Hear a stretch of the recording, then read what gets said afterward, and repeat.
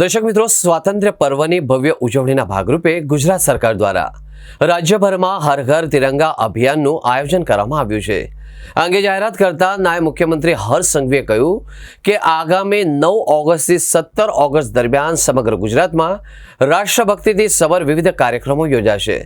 હર્ષ સંઘવીએ વધુ ઉમેર્યું કે સરહદી વિસ્તારોથી લઈને રાજ્યના મહાનગરો સુધી આ ઉજવણી હાથ ધરાશે। દેશની સુરક્ષા માટે શહાદત વરનાર વીર જવાનોને શ્રદ્ધાંજલિ આપવા તેમના પરિવારજનો પ્રત્યે આદર વ્યક્ત કરવા માટે રાજ્યના તમામ તાલુકાઓ, ગામડાઓ અને શહેરોમાં સ્થાનિક સ્તરે પણ વિવિધ રાષ્ટ્રભક્તિના આયોજનો કરવામાં આવશે।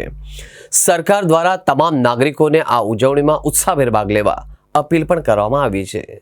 દેશના લોકપ્રિય પ્રધાનમંત્રી આદરણીય શ્રી નરેન્દ્રભાઈ મોદીજીના આહવાન પર કાશ્મીરથી લઈને કન્યાકુમારી સુધી હર ઘર તિરંગા અભિયાનનું આયોજન છેલ્લા અનેક વર્ષોથી કરવામાં આવી રહ્યું છે। હર ઘર તિરંગા અભિયાન એ દેશના વીર જવાનો, દેશને સુરક્ષા માટે શહાદત આપનાર આપણા વીર જવાનો અને એમના પરિવારો માટે, અને સાથે સાથે બાળકોથી લઈને વૃદ્ધો સુધી દેશભક્તિની આ ક્ષણો અને ભવિષ્યમાં બી દેશ માટે અનેક કાર્યો લોકો કરે અને કરી શકે તે માટે પ્રેરિત કરતા આ હર ઘર તિરંગા અભિયાનને આ વર્ષે ગુજરાતમાં કુલ મલાવીને 70 લાખથી વધારે ઘરોમાં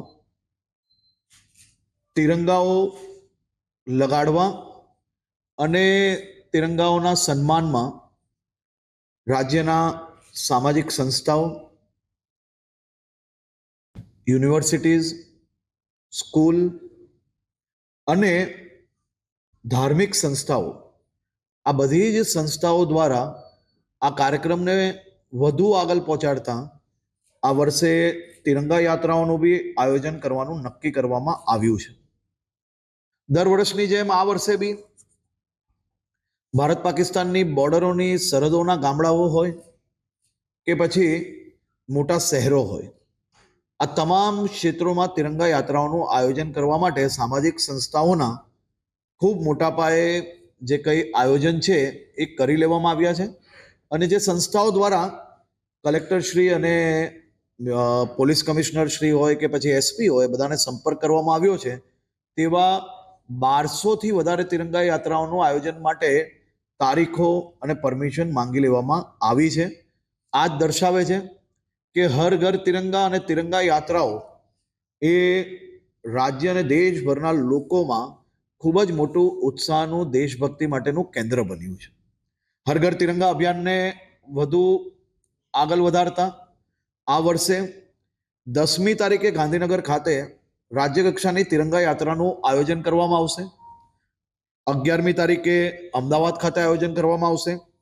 12મી તારીખે રાજકોટ ખાતે આયોજન કરવામાં આવશે। 14મી તારીખે વડોદરા ખાતે આયોજન કરવામાં આવશે। તે સિવાય રાજ્યના તમામ મંડળોમાં, એટલે કે તાલુકાઓમાં, ગામડાઓમાં અને જિલ્લા કક્ષાએ બી આ આયોજન કરવામાં આવશે। આ વર્ષે દેશભક્તિના આ કાર્યક્રમમાં 10મી તારીખે ગાંધીનગર ખાતે એક તિરંગા કોન્સર્ટનું બી આયોજન કરવામાં આવશે। 14મી તારીખે તમામ જિલ્લા કેન્દ્રો પર વિભાજન વિભીષિકાનો કાર્યક્રમ બી ખાસ કરીને 14મી તારીખે સવારે આનું આયોજન કરવામાં આવશે। તો તિરંગા યાત્રાની બધાને જ શુભકામનાઓ આપું છું અને તમામ સમાજોને, સામાજિક સંસ્થાઓને જે લોકો જાગૃતતા રાખી આટલા દિવસો પહેલાથી આ પ્લાનિંગો કર્યા છે, એવી તમામ સંસ્થાઓને બી હું અભિનંદન અને આભાર માનું છું।